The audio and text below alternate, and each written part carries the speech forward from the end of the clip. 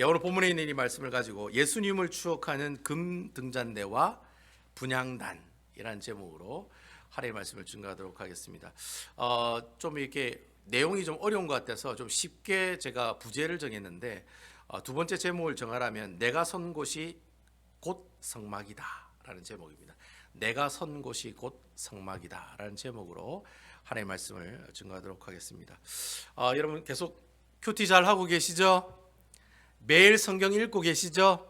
네, 큐티하고 있습니까? 라는 말은 말씀을 묵상하고 있느냐라는 말이 아니라 성경 읽고 있습니까? 라는 질문하고 똑같은 말입니다. 그래서 여러분 매일매일 페이지를 정해놓고 여러분들에게 카톡으로 제 하나님의 말씀을 계속 보내드리고 있습니다.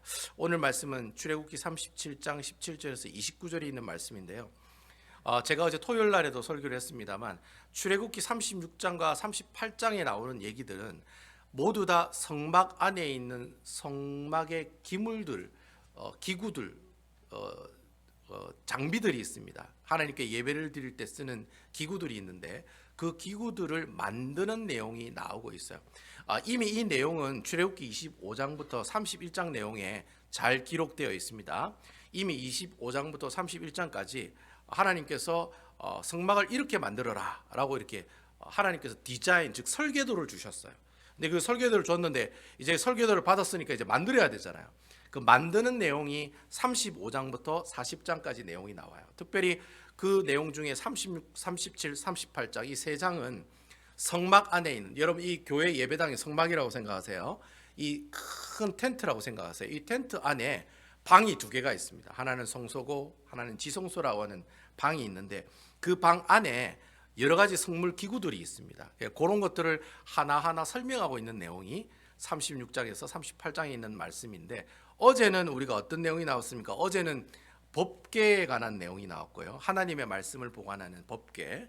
이 법궤는 지성소라고 하는 이 방에 있습니다. 그리고 두 번째 방에 이제 성소라고 하는 방에는 세 가지의 기물들이 있습니다. 첫 번째는 분향단, 그리고 금등잔대, 그리고 진설병 떡상, 이 세 가지가 있습니다. 뭐 목사님 그 뭔지 잘 모르겠는데 모르셔도 됩니다. 일단 그런 게 있습니다. 그래서 성소에는 3개, 지성소에는 1개, 그리고 성막의 바깥들에는 여러분 주차장에는 2개의 성물이 있습니다. 하나는 물두멍이고 하나는 번제단이라고 하는 제물을 태우는 큰 이렇게 태우는 번제단이 하나 있습니다. 제가 이래 말로 얘기하면은 지만 그것만 알고 그렇게 말로만 설명한다 이렇게 얘기할까 싶어가지고 제가 그림을 준비했습니다. 여러분 성막은 이렇게 생겼다. 이렇게 여러분께 준비를 했습니다. 제가 어저께 새벽기도인데도 불구하고 그림을 가지고 설교를 했더니 뭐 저희 아이들이 너무 좋다고 그러더라고요. 아빠 말로만 하는 것보다 그림 보면서 하니까 더 좋더라고. 그래서 성막이 저렇게 생겼습니다. 이렇게 딱 보시면은 가운데 뒤에 보니까 까맣게 텐트 같은 게 있죠. 저게 성막입니다. 그리고 성막 주위로 이렇게 회막, 이렇게 벽들이 쳐져 있고 밖에는 보면은 동그랗게 생긴 목욕탕 같은 게 보이죠. 천막 앞에 보면 그게 이제 물두멍이라고 하는 대제사장들이 손을 씻고 이렇게 자기를 정결케 하는 그런 큰 욕조 같은 게 하나 있습니다. 그리고 그 뒤에 보면은 사각형으로 큰 게 있죠. 그게 바로 이제 제물을 태우는 번제단입니다. 그러니까 오른쪽 그림에 보니까 막 불이 나고 있죠. 이제 제물을 막 태우는 그런 장면이고 바로 그 뒤에 있는 텐트가 바로 지금 우리가 말하는 성막입니다. 성막. 그래서 뭐 오른쪽 그림에는 텐트 뒤에 구름이 막 내려오죠. 저게 뭐냐 이렇게 얘기하시는 분 계시는데 성경에 보면 하나님께서 그 텐트에 임하실 때 저는 구름 형상으로 임하셨다라고 했기 때문에 이제 아마 그림을 그린 사람이 저리 구름이 이렇게 어디 쪽으로 지금 막 내려가겠습니까? 지성소에 있는 법궤 뚜껑인 속죄소 위에 하나님의 구름이 이렇게 임하는 모습들이 있습니다. 저런 구름이 딱 임하면 하나님이 저곳에 계시는구나. 그렇게 이스라엘 백성들이 알 수 있었다라고 하는 것입니다. 어쨌든 여러분 이게 이제 제가 성막에 대해서 여러분 대충 저렇게 생겼구나 보니까 여러분 성막은 저런 크기가 저렇게 생겨 있고 문도 있고 그리고 저기 텐트 앞에는 이렇게 기둥이 보이지만은 이렇게 휘장으로 이렇게 사람이 왔다 갔다 들어갔다 나왔다 할 수 있는 그런 문이라고 생각하시면 되겠습니다. 그리고 나머지는 모두 다 48개의 널판으로 다 이렇게 빛이 들어갈 수 없을 정도로 다 밀폐를 시켜놨어요. 그래서 성막 안은 지금 우리가 이렇게 불빛이 있어가지고 밝지만은 성막 안은 실질적으로 아주 뭐예요? 빛이 없기 때문에 아주 어두운 그런 상태가 바로 이 성막에 있는 환경이고 모습들이다. 제가 이렇게 여러분께 보여드렸습니다. 그래서 여러분 이 성막을 우리가 겉에서 보면 저래 생겼는데 위에서 이제 이렇게 위에서 밑으로 보면 이제 단면도라고 그러잖아요. 위에서 밑으로 보면 여러분 우리 아파트도 위에서 밑으로 봐야지 방이 있고 욕조가 있고 막 그래 알 수 있잖아요, 그죠? 몇 스퀘어핏이고 이렇게 알 수 있듯이 성막도 이렇게 단면도로 볼 수가 있습니다. 그래서 제가 두 번째 사진을 준비했는데 아까 이제 텐트 치고 막 밖에 이렇게 벽이 있는 것을 위에서 이렇게 사진을 딱 찍으면 저런 모양으로 딱 되어 있습니다. 그래서 번호가 1번, 2번, 3번 이래 돼 있죠. 성막은 크게 세 구역으로 나눌 수 있어요. 1번 성막 바깥들, 2번 성소, 3번 지성소. 이렇게 지성소가 뭐고 성소가 뭐냐? 말 그대로 성소는 성스러운 장소를 성소라고 하고 지성소는 지극히 성스러운 장소를 지성소라고 얘기합니다. 아시겠죠? 그래서 이렇게 보시면 지성소에는 뭐가 있습니까? 언약궤가 있습니다. 뭐가 하나가 딱 있죠, 사각형이. 그래서 저걸 여러분들 그림으로 제가 전에 보여드렸어요. 저게 언약궤입니다. 하나님의 십계명과 아론의 쌍난 지팡이와 만나가 들어있는 이렇게 여러 사람 손 모양으로 이렇게 모아둔 여러분 보이시죠? 황금으로 된 거. 맨 왼쪽에 방에 보면은 이렇게 있는 그 그림이 바로 그것이 법궤입니다. 그래서 법궤에 뚜껑이 있어요. 이래 상자가 이렇게 법궤가 상자로 생겼는데 그 상자를 덮는 뚜껑이 있는데 그 뚜껑에 이제 이렇게 천사가 이렇게 팔을 뻗어서 이렇게 있는 그 장면, 그게 이제 뚜껑이거든요. 그래서 그 뚜껑 모양이 되어 있는 곳이 바로 속죄소다라고 제가 말씀을 드렸어요. 어제 보면 어쨌든 뭐 무슨 말인지 모르겠어요. 이러면 하여튼 법궤가 있는데 그 법궤 뚜껑이 뭐예요? 우리가 콜라 살면 콜라 뚜껑이 있는 것처럼 법궤도 뚜껑이 있습니다. 그 뚜껑 이름을 속죄소라고 합니다. 죄를 사해 주시는 곳이라서 속죄소라고 얘기합니다. 그리고 2번 방 보시면 2번 방이 이제 성소입니다. 2번 방에는 성물이 3개가 있습니다. 3개가 있는데 바로 법궤 옆에는 뭐가 있습니까? 분향단이라는 게 있어요. 그러니까 향을 피우는 제단이 있습니다. 자, 여러분 저기 보시면 법궤랑 분향단이랑 서로 어떻게 해요? 가까이 있어요? 떨어져 있어요? 가까이 있습니다. 여러분 저기 보시면 2번 방에 보시면 맨 왼쪽에 있는 물건이 번제단이라고 하는 물건입니다. 자, 보세요. 법궤랑 분향단은 서로 어떻게 해요? 같은 선상에 있습니다. 요 위치를 잘 보셔야 돼요. 이 위치도 다 의미가 있어요. 자, 가운데는 뭐가 있냐면 휘장이 있습니다. 그러니까 지성소와 성소는 벽으로 되어 있는 게 아니라 이렇게 천막으로 이렇게 쳐 있어요. 큰 커튼이 이렇게 쳐 있습니다. 바로 법궤 커튼 다음에는 뭐가 있어요? 바로 이 유리막 다음에는 바로 분향단이 있다는 겁니다. 여기에 법궤가 있으면 바로 그 뒤에 분향단, 향을 피우는 분향단이 있다라는 겁니다. 그리고 분향단 위쪽에는 뭐가 있어요? 진설병 떡상이 있습니다. 그러니까 이 12개의 무교봉 떡이 있습니다. 여러분 뭐 쉽게 설명하면 호떡이 12개가 있다고 생각하시면 돼요. 이쪽에 6개, 이쪽에 6개. 그래서 그 진설병 떡상은 무엇이라고 제가 말씀드렸냐면 어제 설교하면서 이 진설병 떡상은 곧 누구를 얘기한다?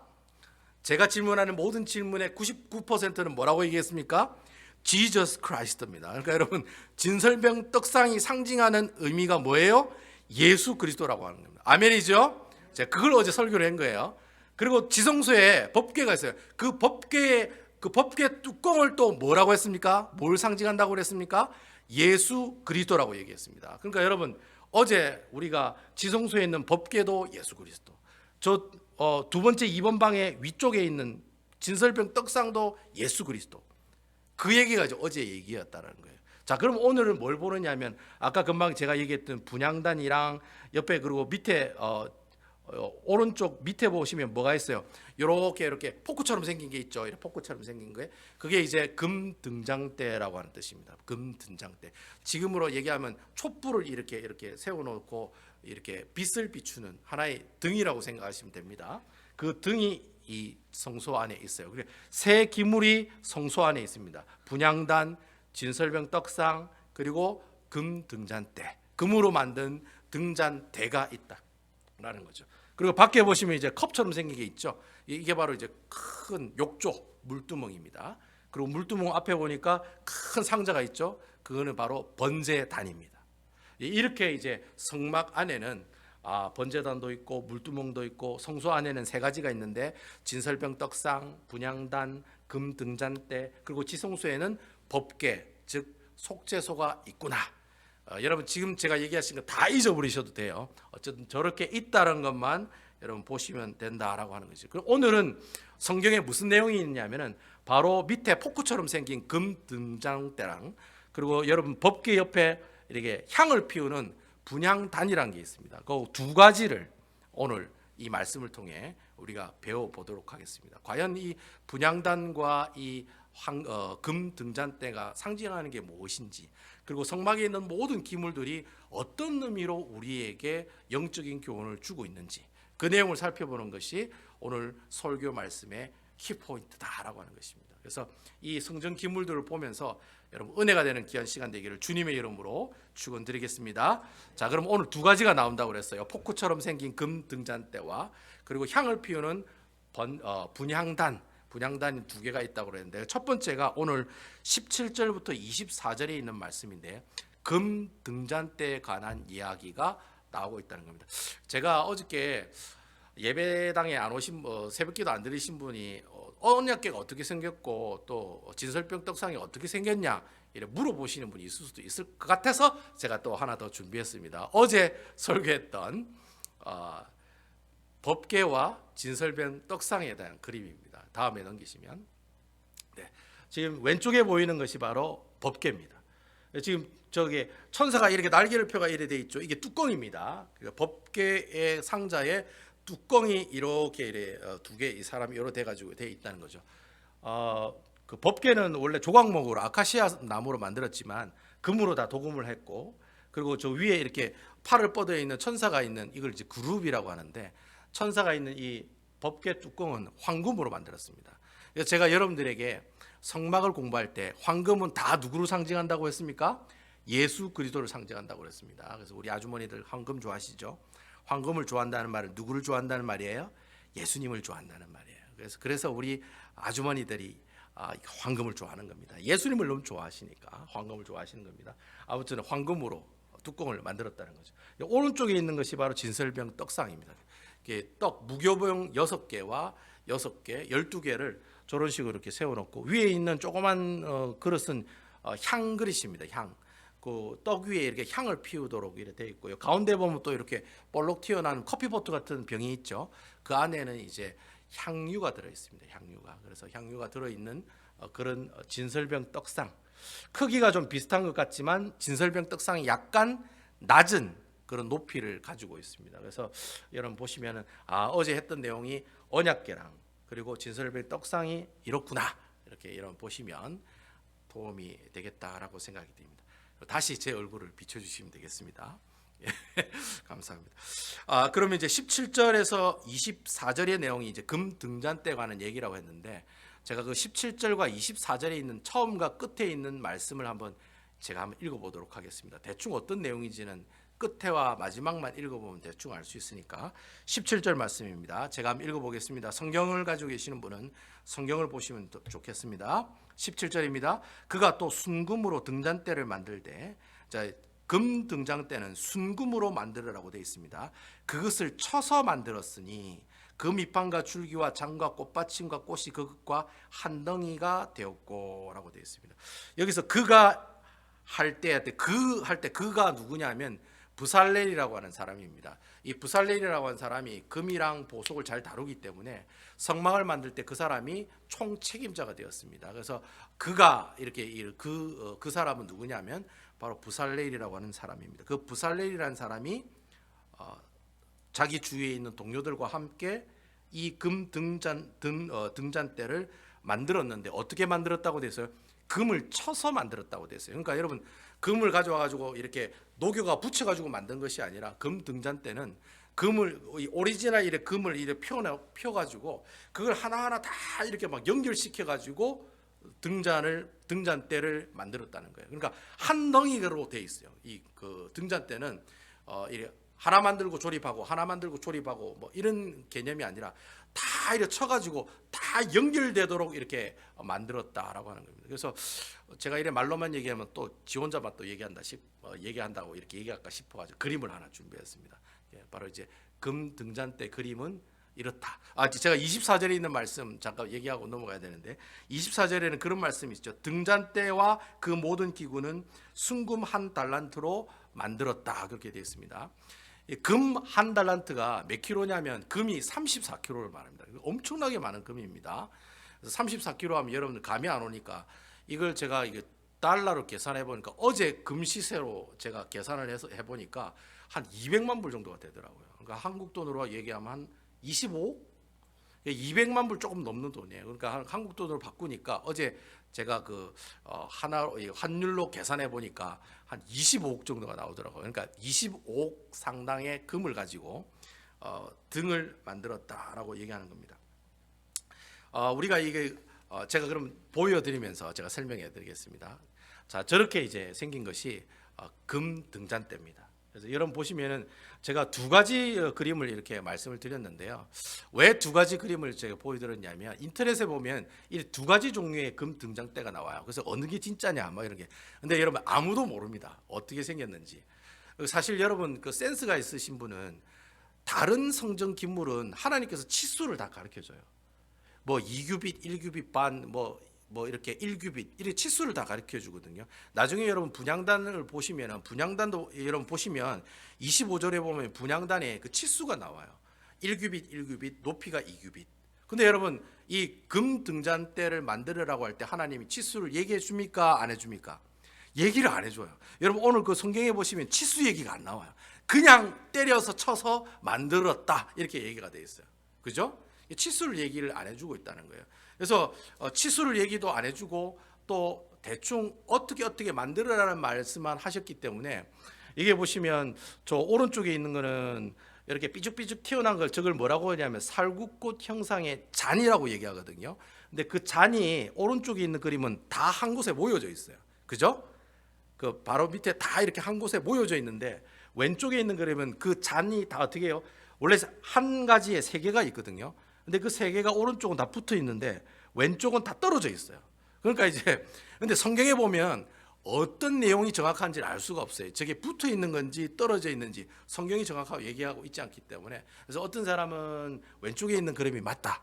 그리고 오른쪽에 있는 사람은 오른쪽에 있는 그림은 주장하는 사람은 오른쪽이 맞다. 그렇게 얘기하는데 뭐 어떤 것을 선택해도 저는 상관이 없다고 생각해요. 그리고 이제 마지막에 맨 위에 보면 이래 동그란 이래 등 같은 게 있죠. 이 동그란 등은 황금으로 만들지 않습니다. 왜냐하면 이 금은 이 불이 약하기 때문에 너무 뜨거우면 녹아요. 그래서 여러분 받침대만 다 만들어 놓고 위에 동그란 거 저 뒤에 보시면 검은색 동그란 거 안에 등이 보이죠. 저게 등잔입니다. 저 등잔은 금으로 만들지 않고 다른 용도로 만들었습니다. 그러니까 이렇게 7개의 등이 올라갈 수 있는 받침대를 다 만들고 그 위에다가 저 등을 하나씩 저래 다 이래 위에 올렸다라는 겁니다. 바로 그게 금 등잔대에 관한 내용이다라고 하는 거죠. 신학자들이 왜 하나님께서 다른 성물들은 다 치수를 가르쳐 줬는데 왜 금 등잔대는 치수를 안 가르쳐 줬을까? 여러 가지 얘기가 분분한데요. 어떤 신학자가 그런 얘기를 해요. 이 금 등잔대는 성령 하나님을 얘기하는 것이기 때문에 여러분 성령 하나님이 치수가 있습니까? 없습니까? 여러분 우리 성령 하나님이 키가 25m, 넓이가 12m, 뭐 발 사이즈는 305 그렇게 얘기 안 하잖아요. 그러니까 아마 치수가 없는 것으로 보아 이 금 등잔대는 성령 하나님을 얘기하지 않겠느냐. 왜냐하면 그 빛이라는 얘기도 있으니까 빛에 관한 얘기도 있기 때문에 성령 하나님이 아니시냐라는 그렇게 주장하는 그런 신학자들도 있습니다. 뭐 어쨌든 우리가 이 내용을 보고 치수가 없는데 등잔대 크기를 어떻게 알 수 있어요? 그래 물어보는 사람들이 있어요. 그래서 하나님께서 순금 뭐라고 되어 있습니까? 1 달란트라고 얘기했잖아요. 금이 34kg니까 나중에 이제 신학자들이 참 재밌는 친구들이에요. 신학자들이 계산을 해봤대요. 그 금 34kg로 얼마만한 크기의 등잔을 만들 수 있을까? 그걸 이제 용종률이라고 그러잖아요. 용종률. 이 용종률을 계산해 보니까 한 가로 세로 길이가 한 90cm에서 한 1m 20, 120 정도 크기가 아닐까. 그러니까 한 요 정도 사이즈라는 겁니다. 금 34kg로 저렇게 만들 수 있는 크기를 나중에 사람들이 계산을 해보니까 한 90에서 120cm 한 요 정도 크기가 되겠다, 그렇게 얘기를 해요. 법궤가 사이즈가 얼마나 되느냐면 112에 67이거든요. 그러니까 길이가 112에 높이하고 너비가 67cm예요. 그러니까 한 요만한 크기가 바로 이제 법궤라고 하는 거죠. 그러니까 그 법궤 크기랑 이 이 금 등장대 크기랑 어때요? 비슷하다라고 이렇게 생각하시면 됩니다. 그렇게 생각하시면 금 등장대 크기는 법궤 크기랑 비슷하겠구나 이렇게 생각하시면 여러분들 뭐 그렇게 크게 혼동은 안 오실 거라고 생각해요. 이 금 등장대는 24시간 동안 성막 성소에 불을 켜놓았습니다. 24시간 동안. 그러니까 절대로 불이 꺼져서는 안 됩니다. 여러분, 성막이 없는 세 가지가 있어요. 성막 안에 없는 게 세 가지가 있습니다. 자, 여러분, 이게 이제 성막이라고 생각합시다. 이 성막 안에 없는 게 세 가지가 있습니다. 첫 번째, 뭐가 없을까요? 뭐가 없을까요? 창문이 없습니다. 창문이. 자, 우리는 창문인데 창문이 없습니다. 다 막혀져 있습니다. 성막 안에는 창문이 없습니다. 그 두 번째 또 뭐가 없어요? 의자가 없습니다. 의자가. 그러니까 여러분, 제사장들이 이 성막 안에서 일할 때 다 서서 일했습니다. 다 서서 일하거나 아니면 몸을 굽혀서 이렇게 일을 했습니다. 진설병 떡상 같은 거는 크기가 좀 낮기 때문에 이렇게 허리를 굽혀야지만이 이렇게 봉사를 할 수가 있었어요. 그래서 의자가 없고, 세 번째는 뭐가 없겠습니까? 뭐가 없을까요? 여러분, 우리 교회를 생각하시면 돼요. 뭐가 없을까요? 뭐가 없을까요? 네. 바닥재가 없습니다. 바닥재, 카페트라든지. 보통 여러분 그 성막은 바닥이 흙바닥입니다. 흙바닥, 아무것도 안 깔아놨습니다. 그러니까 뭐 보통 중동 사람들 천막에 들어가 보면 카페트라도 깔려 있잖아요, 그죠? 우리 중국 사람들 보면 몽골의 파오라고 하는 천막에 들어가면 카페트가 다 깔려 있거든요.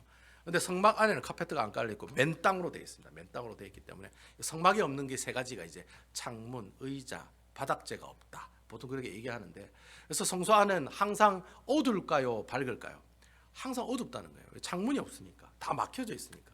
근데 그 막혀 있는 그 성소의 그 어둠을 유일하게 밝힐 수 있는 성막 기구가 있는데, 그게 바로 뭡니까? 바로 금 등장대라는 거예요. 금 등장대에 7개의 불이 켜져 있으면 성막 안에가 다 어떻게 해요? 다 금으로 도금되어 있기 때문에 전체가 다 밝고 쉽게 우리가 이렇게 하나님을 섬길 수 있도록, 지금으로 말하면 이 전기가 다 들어와서 등이 켜지는 그런 역할을 하는 것이 바로 금 등장대의 역할이다. 그렇게 얘기를 하고 있어요. 그래서 이 등잔의 등불은 24시간 꺼져 있어서는 절대로 안 됩니다. 그래서 이게 제사장들이 이 등잔대를 청소할 때도 불이 안 꺼지게 조심스럽게 타다 남은 죄들을 끄집어내고 청소를 하게 됩니다. 그래서 절대로 불이 안 꺼지도록 이렇게 애를 썼던 것이 바로 금 등잔대의 모습들이었다라고 하는 거예요. 그럼 과연 이 24시간 동안 빛을 비추어 성소를 밝게 하는 이 금 등잔대가 상징하는 게 무엇일까요, 여러분, 하루도 빠짐없이 우리 인생 가운데 생명의 빛을 비춰주시고 우리의 삶을 인도하심으로 우리에게 기쁨을 주시는 분이 계세요. 여러분, 그분이 누구이십니까? 제가 질문하는 모든 질문의 99%는 Jesus Christ입니다, 여러분. 우리의 모든 우리에게 생명의 빛으로 우리 인생을 인도하여 주시고 우리에게 기쁨을 주시고 우리 삶을 인도해 주시는 바로 그분이 누구이시냐? 바로 예수 그리스도다. 그러니까 여러분, 이 금 등장대가 상징하는 분은 누구세요? 예수 그리스도, 예수님이시라는 거예요. 진설병 떡상도 누구라고 했습니까? 예수 그리스도라고 제가 말씀드렸죠. 그래서 요한복음 8장 12절에 보면, 성경 구절이 나오겠습니다만, 요한복음 8장 12절에 보면 예수님이 직접 뭐라고 되어 있습니까? 나는 세상의 빛이니라고 되어 있습니다. 예수께서 또 말씀하여 이르시되 나는 세상의 빛이니 나를 따르는 자는 어둠에 다니지 아니하고 생명의 빛을 얻으리라. 아멘입니까? 예수님 자신을 뭐라고 얘기했냐면 빛이다라고 얘기했어요. 그 요한복음 8장에 그렇게 말씀하고 있다는 거예요. 결국에 이 성소의 이 어두컴컴한 이 성소의 모습들을 금 등잔대가 빛으로 이를 밝히는 것은 바로 마찬가지로 이 어두운 세상 가운데 있는 이 사람들에게 무엇을 주시기 위해서, 영생을 주시기 위해서 예수님께서 이 땅에 오신 바로 그분, 빛 대신 예수님, 그분을 상징하는 것이 바로 금 등잔대가 가지고 있는 가장 큰 의미다라고 하는 것입니다. 흥미로운 것은 민수기 8장 2절에 보면은 그런 얘기가 있어요. 민수기 8장 2절에 보면 아론이 그런 얘기가 있습니다. 민수기 8장 2절에 보면 아론에게 말하여 이르라 등불을 켤 때에는 7 등잔을 등잔대 앞으로 비추게 할지니라 하시매라고 되어 있어요. 아까 여러분 그 등잔 보셨죠? 등잔일이 돼 있으면 등잔일이 돼 있으면 이 끝에가 이렇게 뭐가 있었습니까? 등불이 있었잖아요. 이 끝에 이 등불을 어디로 향하라고 되어 있습니까? 지금 바로 앞에 비추라고 되어 있습니다. 그러니까 등잔이 이래 되어 있는 게 아니라 요렇게 앞으로 이렇게 다 이렇게 배치를 하라는 말이에요. 요렇게 앞으로 다 나와서 불빛이 앞으로 비출 수 있도록 만들어라라고 이렇게 민수기 8장에는 얘기하고 있다는 거예요. 자, 여러분 기억하시나 모르겠는데 금 등잔대 앞에 무슨 기물이 있었습니까, 여러분? 여러분 한번 기억해 보세요. 금 등잔대 맞은편에 뭐가 있었습니까? 진설병 떡상이 있었죠. 그죠? 분향단은 옆에 있었고, 자, 이렇게 포크처럼 생기게 있었잖아요. 포크처럼 생긴 이 금 등잔대 바로 맞은편에 뭐가 있었냐면 진설병 떡상이 있었다는 거예요. 그러니까 민수기 8장에는 이 금 등잔대에서 나오는 이 빛이 어디로 비추라 하는 겁니까? 진설병 떡상을 향해 비추어라라고 얘기하고 있다는 거예요. 진설병 떡상이 제가 뭐라고 얘기했습니까? 예수 그리스도를 상징한다고 그랬죠. 바로 예수님이 어떤 분이십니까? 말씀이신 그분이 육신의 몸을 입고 오신 분이 바로 예수님이라는 거예요. 그래서 제가 진설병 떡상을 예수님이기도 하고 또 뭐라고 했습니까? 하나님의 말씀이 바로 진설병 떡상이라고 제가 말씀드렸어요. 자, 그런데 이 빛이 어디를 향해 비추고 있는 거예요? 하나님의 말씀인 누구예요? 진설병 떡상을 향해 비추고 있다라고 하는 말이에요. 자, 이 금 등잔대에 있는 빛이 앞에 있는 하나님 말씀을 비추고 있다는 이 표현을 사용하고 시로 적은 시편 기자가 있습니다. 바로 그 시편 기자가 적은 그 시편이 있어요. 바로 시편 119편에 보면, 여러분 시편 119편이 제일 긴 절을 가지고 있는 시편이죠. 시편 119편 105절에 보면 지금 금방 얘기했던 이 민수기 8장의 내용을 시로 표현한 내용이 있어요. 뭐라고 표현하고 있습니까? 우리 다 같이 한번 읽어볼까요? 시작. 주의 말씀은 내 발의 등이요 내 길의 빛이니이다. 여러분 아멘입니까? 시편 기자가 바로 성막에 있는 그 모습을 보고 이렇게 시를 지었다는 거예요. 그러니까 앞에 있는 금 등잔대에 있는 그 빛이 어디를 비추고 있는 거예요? 앞에 있는 진설병 떡상에 있는 하나님의 말씀을 향해 비추고 있다는 거예요. 그 모습을 보고 시편 기자가 뭐라고 얘기하느냐면 하나님의 말씀은 곧 무엇이다? 내 발에 뭡니까? 등이요 내 길에 빛이 되시는 분이십니다. 그렇게 얘기하고 있다는 거예요.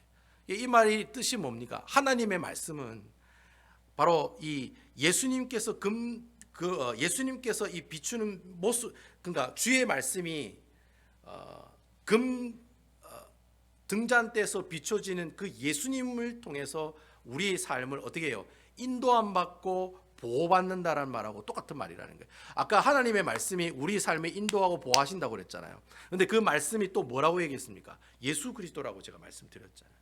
그러니까 예수님께서 우리의 인생을 책임져 주시고 우리 앞길을 보여주시고 혹여나 우리가 앞에 넘어질까 앞에 있는 장애물을 보여주시고 그 장애물을 피해갈 수 있도록 보호해 주시고 인도해 주시고 함께 동행해 주시는 분이 바로 누구세요?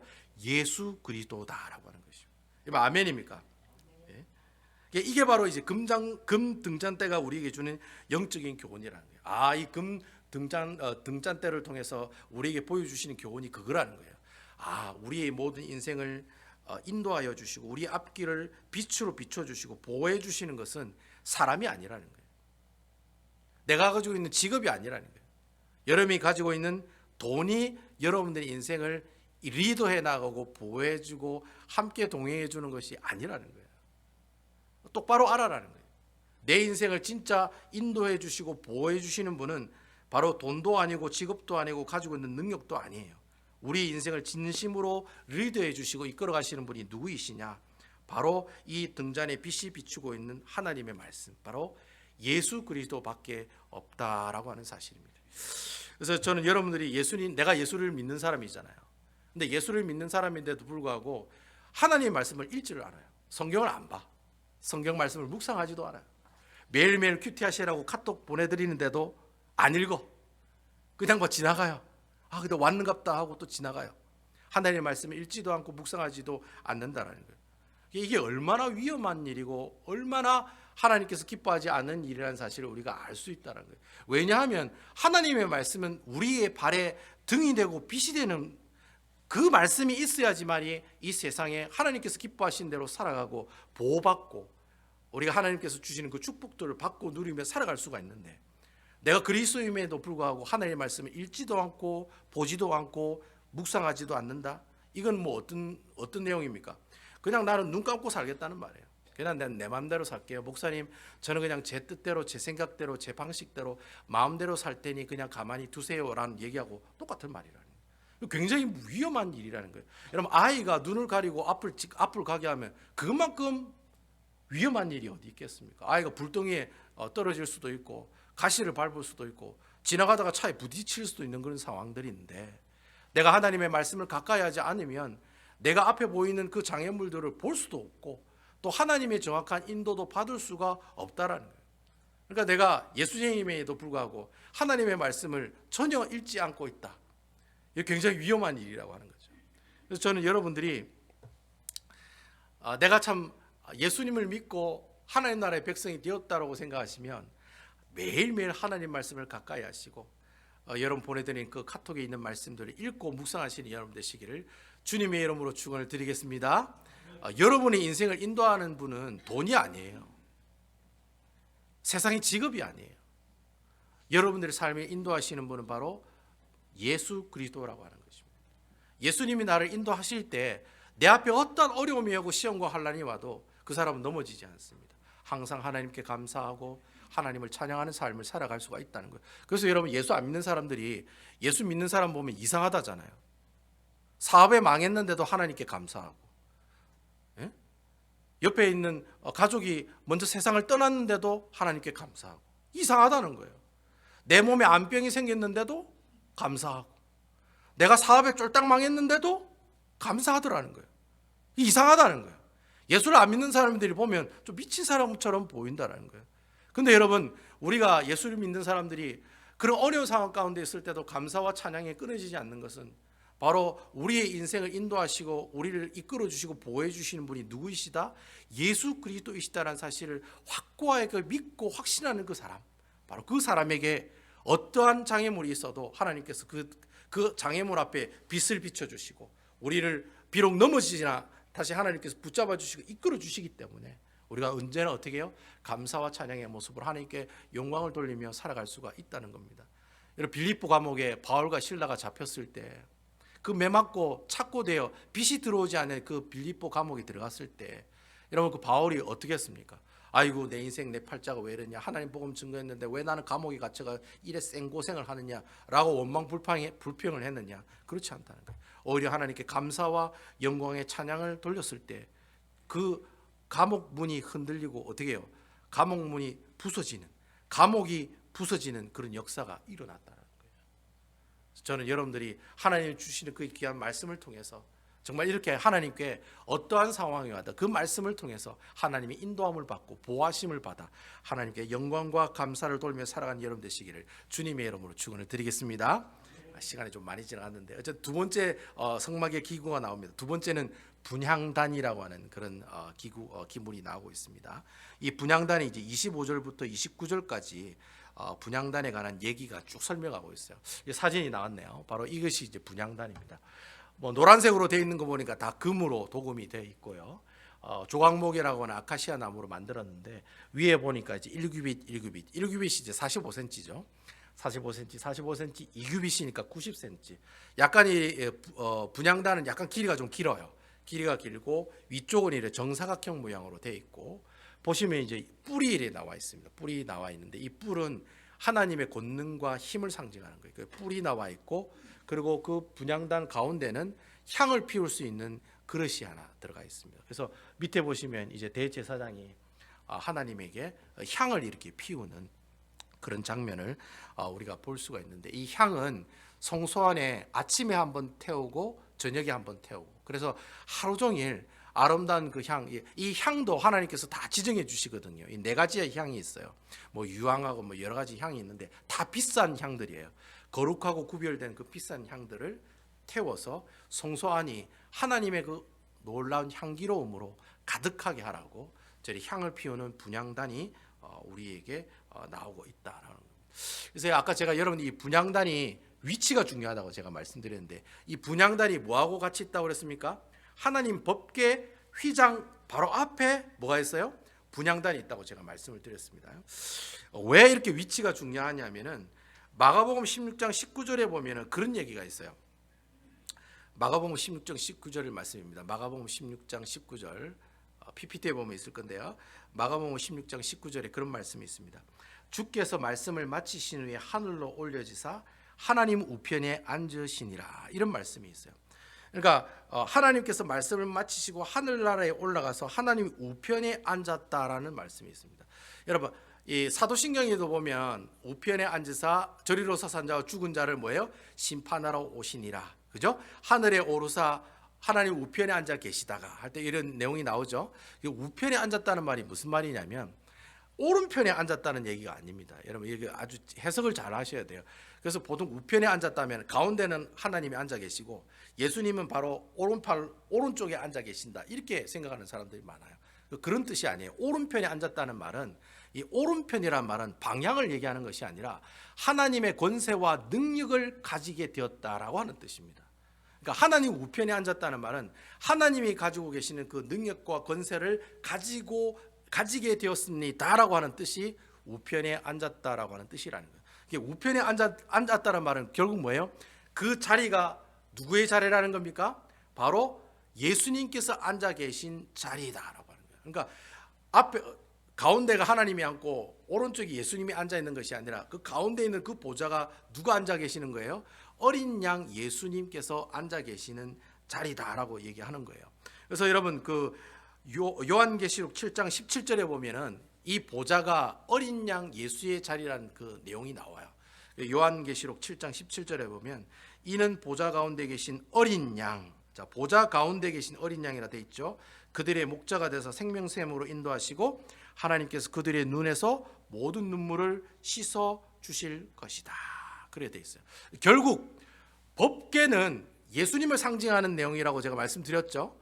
그러면 그 법궤와 같은 선상에 있는 그 분향단도 곧 뭐라고 하는 겁니까? 누구를 상징하는 거예요? 예수 그리스도를 상징하는 내용이라는 거예요. 그러니까 법궤도 예수님을 상징하고 있고 그 위치와 같은 선상에 있는 그 분향단도 결국은 뭐예요? 바로 어린 양 예수님께서 앉아 계시는 그 보좌, 바로 그 보좌가 바로 분향단이다라고 하는 사실이에요. 그래서 이 분향단이 상징하는 것이 뭐냐? 바로 예수님을 상징한다는 거예요. 여러분, 자 보세요. 진설병 떡상도 예수님을 상징하고 있고, 그리고 금 등잔대도 예수님을 상징하고 있고, 그리고 분향단도 누구를 상징하고 있어요? 예수님을 상징하고 있고, 법궤도 누구를 상징하고 있어요? 바로 예수님을 상징하고 있다는 거예요. 그러니까 성소와 지성소에 있는 모든 기물들은 누구를 지금 표현하고 있는 내용입니까? 예수님을 우리에게 보여주신다라고 하는 거예요. 그러면 그 분향단이 예수님이라면 그 분향단을 하는 역할이 있을 거라고요. 기능이 있을 거라고요. 그 어떤 일을 하느냐? 그 요한계시록 8장에 보면 향을 피운다라는 뜻이 무슨 뜻이냐면은 PPT에는 없습니다. 요한계시록 8장에 보면 향을 피운다 할 때 이 향이 뭐라고 얘기하고 있냐면 성도들의 기도라고 얘기하고 있어요. 그러니까 여러분, 분향단에서 이렇게 향을 피웠다는 성도들의 기도가 어디로 올라간다는 거예요? 하늘에 올라간다라는 뜻입니다. 그러니까 향을 피웠다는 말은 성도들의 기도가 하늘 위로 올라간다는 말하고 똑같은 말이에요. 자, 그럼 여러분, 제가 질문을 드릴게요. 내가 예수를 안 믿어요. 예수를 안 믿는 사람이 하나님께 기도하면 그 기도 들어주실까요? 안 들어주실까요?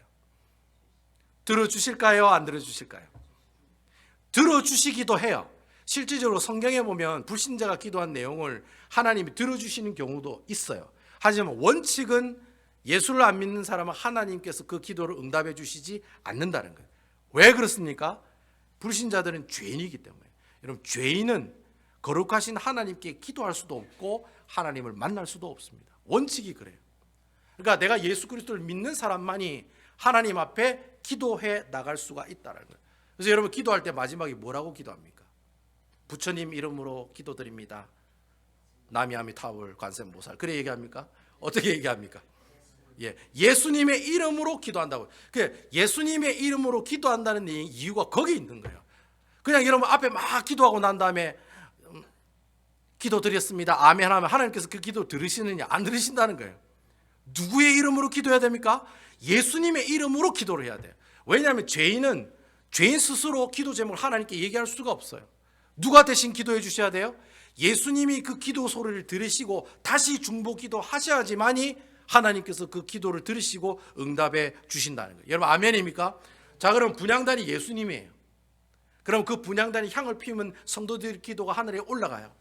그럼 결국 성도들의 기도가 하늘에 올라가는 그 기도를 다시 받으셔서 예수 그리스도의 이름으로 하나님께 기도하는 중보 기도의 사역을 감당하는 그 역할이 바로 뭐예요? 바로 분향단이 하는 역할이라고 하는 거예요. 그래서 여러분 우리가 기도할 때 예수님의 이름으로 기도한다는 이야기가 바로 거기에 있다는 거예요. 분향단 자체가 예수님을 상징하기 때문에 그 예수님을 상징하는 그 분향단에서 향을 피우면 그때 나오는 그 향이 올라가면서 예수님의 그 중보의 기도와 함께 하나님께서 그 기도의 제목이 하늘에 있는 하나님께 어떻게 해요? 올라가고 상달되게 된다. 그러니까 하나님께서 그 기도를 예수님의 이름으로 기도할 때 들으신다라는 거예요. 그래서 여러분 이 분향단도 진설병과 마찬가지로 무엇을 상징한다? 예수 그리스도를 상징한다는 거예요. 이게 분향단이 예수님의 중보 기도를 표현하고 있는 내용이다. 오늘 이 말씀을 통해 우리가 그렇게 알 수 있다는 거예요. 자, 그럼 우리가 종합해 보면은 자, 지성소의 법궤가 있어요. 성소에는 세 가지가 있어요. 분향단이 있고, 그리고 진설병 떡상이 있고, 밑에 금 등잔대가 있어요. 자, 이 모든 이 성막의 기구들이 다 누구를 지칭하고 있습니까? 바로 예수 그리스도를 지칭하고 있다는 거예요. 법궤 위에 속죄소는 예수님의 보혈의 은혜를 기억나게 하죠. 성소에 있는 금 등잔대는 빛으로 오신 예수님을 기억나게 하죠. 그 맞은편엔 진설병 떡상은 말씀으로 오신, 말씀이 육신을 입고 오신 예수 그리스도, 즉 하나님의 말씀인 예수 그리스도를 생각나게 하죠. 법궤와 가장 가까이 있는 이 분향단은 바로 중보기도로 오신 예수님의 그 모습을 우리가 추억하고 기억할 수가 있다라는 거예요. 결국 여러분 우리가 성막에서 하나님을 만난다는 말이 무슨 말이냐? 이스라엘 백성들이 이 텐트에 와서 하나님께 예배를 드리고 하나님을 만난다는 말이 무슨 말이냐? 궁극적으로는 누구를 만나는 거예요? 바로 예수 그리스도를 우리가 만난다라는 뜻하고 같은 말이 된다는 거예요.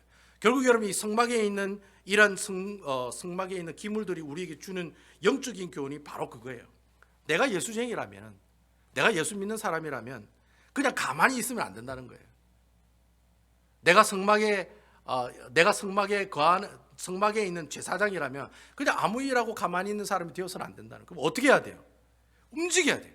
하루 두 번 분향단의 향을 피우고 매일 성막에 와서 금장대에 불이 꺼지지 않을까 싶어서 노심초사 그 불을 관리하는 사람들이 되어야 되고, 또 일주일에 한 번씩 진설병 떡인 이 떡을 일주일에 한 번씩 교체를 시켜야 되거든요. 일주일에 한 번씩 떡도 새로 올려야 되고, 또 1년에 한 번 하루는 지성소에 대제사장이 어린 양의 피를 가지고 그 속죄소 위에 어린 양의 피를 뿌려야 하는 그런 수고가 있어야지만이 누구를 만날 수 있어요? 살아계신 하나님을 만날 수가 있었다는 거예요. 그 당시 성막에 있는 제사장들은 그렇게 해야지만이 하나님을 만날 수가 있었다는 거예요. 그만큼 구약의 이스라엘 백성들은 하나님을 만나기가 복잡했습니까? 단순했습니까? 복잡했다는 거예요. 내가 재물을 가지고 와서 그 재물을 잡아가지고 피를 다 토하게 하고 그걸 가지고 하나님 앞에 다 태우고, 그리고 또 대제사장이 그러한 역할들을 감당해 주셔야지만이 어떻게 해요? 자기가 가지고 있는 죄가 사함을 받는 것처럼 아주 복잡한 과정으로 하나님을 만났다는 거예요. 그런데 여러분 오늘날에 우리는 어떠냐? 누구만 믿기만 하면, 예수만 믿으면 끝이에요. 내가 뭐 소 한 마리 양 한 마리 잡아가지고 그거 하나님께 바치고 태우고 그럴 일이 필요가 없다는 거예요. 내가 진설병 떡상에 떡을 일주일 만에 교환하고 향을 하루에 2번 피우고, 그리고 등잔대를 24시간 꺼지지 않도록 관리하고 1년에 한 번 대제사장이 지성소에 어린 양의 피를 가지고 속죄소에 들어가서 그 피를 뿌리는 그런 수고가 있어야지만이 옛날에는 하나님을 만났는데, 지금은 누구를 믿으면, 예수님을 나의 구주로 영접하고 믿기만 하면 나는 누구를 만나는 거예요? 살아계신 하나님을 만날 수가 있다는 거예요. 아멘입니까? 그래서 여러분 그런 얘기 하잖아요. 우스갯소리로 예수 믿는 게 제일 쉽고 예수 믿는 게 제일 어렵다고. 여러분 맞습니까? 예수 믿는 게 제일 쉬워요. 예수님만 믿으면 되니까. 근데 여러분, 예수님 믿으면 끝입니까? 아니에요. 말씀도 봐야 되고 기도도 해야 되고 말씀대로 순종해야 되고 하나님이 기뻐하시는 거룩한 삶을 살아가는 그런 노력을 해야지만이, 내가 가게 가서 어쨌든지 하나님의 말씀 한 구절이라도 더 읽으려고 몸부림치는 그런 노력과 수고가 있어야지만이 어떻게 해요? 살아계신 하나님을 만난다는 거예요. 그래서 내가 예수 믿기가 힘들다는 얘기가 바로 거기서 나온다는 거예요. 저는 여러분들이 살고 있는 그 삶의 현장 가운데서 하나님 말씀을 읽고 묵상하고 그 하나님 말씀을 묵상하고 읽는 그 시간을 통해서 살아계시고 역사하시는 그 하나님을 만나는 아름다운 시간이 되기를 주님의 이름으로 축원을 드립니다. 그리고 여러분, 하나님께서 어떻게 해요? 여러분들이 그 말씀을 읽는 그 장소에서 그 시간에 하나님의 임재를 경험할 수가 있다는 거예요. 누구 때문에? 예수 그리스도 때문에. 내가 예수 그리스도의 보혈의 능력만, 예수 그리스도의 구원의 은혜를 붙들고 하나님의 말씀과 기도로 주님 앞에 나아가면 내가 누구를 만납니까? 내 가게에서도, 내가 일하는 가게에서도 누굴 만나요? 예수님 만나는 거예요. 내가 화장실에 볼일 보고 있다가도 예수님 만나는 거예요. 내가 집에서 텔레비 보고 있다가도 예수님 만나는 거예요. 내가 차를 운전해가 집에 가는 그 순간에도 예수님 만나는 거예요. 주의 이름으로 모여 서로 교제하는 그 자리에도 뭐가 누구를 만나요? 예수 그리스도를 만나는 역사가 일어난다는 거예요. 예수 그리스도의 보혈의 은혜를 붙들고 내가 주님 앞에 거룩한 삶으로 말씀과 기도로 나아가면 그 자리가 어떤 자리가 되는 거예요? 성막이 될 수 있다라고 하는 것입니다. 여러분, 아멘입니까? 그것이 성막이에요. 이스라엘 백성들은 성막이라는 곳에 가야지 하나님을 만났지만, 오늘날의 우리 예수 믿는 사람들은 예수 그리스도의 이름으로 어느 곳에 가든지 그곳에 가면 그것이 바로 뭐가 돼요? 성막이 된다는 것입니다. 아멘이시죠? 그것이 성막이 되는 거예요. 그러니까 여러분, 내가 일하고 있는 그 뷰티 서플라이도 뭐예요? 성막이고. 여러분, 교회만 성막이 아닙니다. 여러분 예수 그리스도의 보혈의 힘을 입고 가지고 학교에 가서 아이들을 가르치는 그것이 성막이 되는 거고, 내가 얼트레이션 하면서 가게에 있는 그곳에 하나님께서 함께, 그것이 성막이 되는 거예요. 아멘이시죠? 아멘 하셔야죠. 여러분, 내가 청소일 하는데 막 이렇게 화장실에서 청소일을 하고 있어도 그곳에 내가 예수 그리스도의 보혈의 능력을 가지고 그곳에 말씀과 기도로 주님 앞에 나아가면 그 장소가 바로 어떤 장소가 되는 거예요? 성막으로 변하는 역사가 나타난다는 거죠. 그래서 여러분, 하나님 예수 그리스도의 보혈을 가지고 나가는 그 장소, 그 시간이 바로 여러분들에게는 성막이 되는 놀라운 역사가 오늘날 우리가 예수를 믿는 사람들 가운데서 다 나타난다라고 하는 것입니다. 그래서 저는 여러분들이 가는 곳곳마다, 여러분들이 가는 그 시간에 하나님을 만나고 하나님과 교제하는 아름다운 성막의 모습들로 변화되는 모습이 있기를 주님의 이름으로 축원을 드리겠습니다. 이번 한 주 살아가실 때 말씀 한 구절 보고 내가 기도하는 시간을 통해서 누구를 의지하여? 예수님을 의지하여 주님 앞에 나아갈 때 그곳이 성막으로 변화가 되어가지고 그곳에 주님 만나고, 빛으로 오신 주님 만나고, 말씀으로 오신 주님 만나고, 기도 가운데 만나는 그 예수님을 통해서, 그 하나님을 통해서 하나님 부어주시는 그 놀라운 은혜와 축복을 누리며 감사와 영광을 돌리며 살아가는 아름다운 주의 귀한 백성들 되시기를 주님의 이름으로 축원을 드리겠습니다.